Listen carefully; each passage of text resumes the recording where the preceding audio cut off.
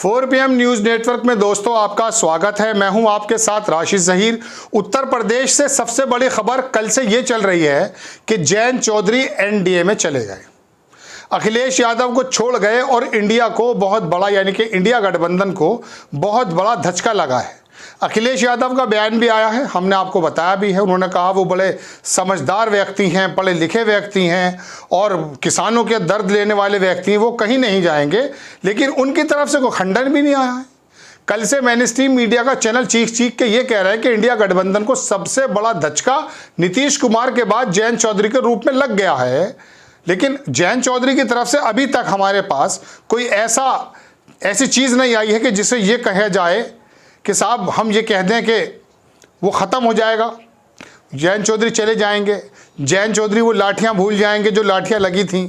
खैर, बात यह है कि जयंत चौधरी अगर चले गए हैं तो क्या इसमें अखिलेश यादव गठबंधन की कोई ढिलाई है और उनके जाने से क्या वजह समीकरण बनते हैं, और दूसरी बात यह कि अगर वो रहते तो कितना ज़्यादा फ़ायदा पहुँचता। देखो दोस्तों, ऐसा है, नीतीश कुमार के जाने से तो इसमें कोई दो राय नहीं कि बिहार के अंदर जो 30-35 या 30-25 सीटों का नुकसान महसूस हो रहा था भारतीय जनता पार्टी को, उसमें कुछ कमी आएगी। इतना नुकसान अब नहीं होगा। लेकिन जयंत चौधरी जो हैं 2 या 3 सीटों पे फर्क डालते हैं। 4 सीटों के बारे में बताया जा रहा है कि उनको ऑफर की जा रही है, जबकि 7 सीटें जो हैं वो अखिलेश यादव दे चुके हैं, उनको बता चुके हैं। लेकिन मुजफ्फरनगर की एक सीट है उत्तर प्रदेश में, उसके ऊपर अखिलेश यादव इतने ज़्यादा जाने शायद उसको सैफई सीट समझ बैठे थे। भाई, जब ये यहाँ के लोकल छत्रप है, जब तक इनको आप आगे नहीं करेंगे गठबंधन में कैसे जान पड़ जाएगी। अभी तक तो अखिलेश यादव, समाजवादी पार्टी और बाकी तमाम दल कांग्रेस आई को ये कहते थे कि वो ज़्यादा ध्यान नहीं दे रहे हैं गठबंधन पर, हमको लिफ्ट नहीं मिल पा रही है। और अब ये छोटे छोटे दल अखिलेश यादव से नाराज़ हो रहे हैं अगर, तो सवाल तो बनता क्यों आप 2-4 सीटों की वजह से जयंत चौधरी जैसा जो वेस्ट यूपी में 4-5 सीटों पर फर्क डालता है, उसको नाराज़ क्यों करे दे रहे हैं। भारतीय जनता पार्टी तो अपनी कोई भी संभावना छोड़ती ही नहीं है, वो लगी हुई है। अब मैं आपको दर्शकों को थोड़ा सा बता दूं कि ये जो जाट समुदाय से आते हैं जयंत चौधरी, ये जाट बेल्ट है, ये 4-5 शहरों में शामली, कैराना, मुजफ्फरनगर, मथुरा और ये तो तमाम जगहें हैं, ये वाकई हैं जजाट समुदाय का वोट निर्णायक होता है। लेकिन 2017 में और 2022 में मालूम है आपको, किसान आंदोलन होने के बावजूद भी जाट समुदाय का वोट ज़्यादातर बीजेपी पे गया है। अजीत सिंह हार चुके हैं, जयंत सिंह खुद हार चुके हैं 2019 में। वजह क्या रही? वजह यह है कि जाट समुदाय पिछले 30-35 साल से भारतीय जनता पार्टी को वोट दे रहा है, तो कोई ज़्यादा फर्क पड़ने वाला नहीं है। लेकिन फिर भी 1-1.5 लाख वोट जो है हर सीट पर, 3-4 सीट पर जयंत चौधरी की वजह से इफेक्ट डाल सकते थे। लेकिन अखिलेश यादव उतनी तेज़ी से सम्मान देने का काम कर रहे हैं या नहीं कर रहे हैं वो बात अलग है। लेकिन बताया यह जा रहा है कि मुजफ्फरनगर सीट पर जयंत चौधरी का कुछ मामला बिगड़ गया और वो भाजपा की तरफ जा रहे हैं। अखिलेश जी का बयान आया कि नहीं वो नहीं जाएंगे और बड़े समझदार व्यक्ति हैं। नीतीश कुमार भी बड़े समझदार व्यक्ति हैं, प्रशासन बाबू कहा जाता था। लेकिन जब बड़ी ताकतें आ जाती हैं तो छोटे छोटे जो ताकतें होती हैं ना, वो उसमें सम्मिलित हो जाती हैं।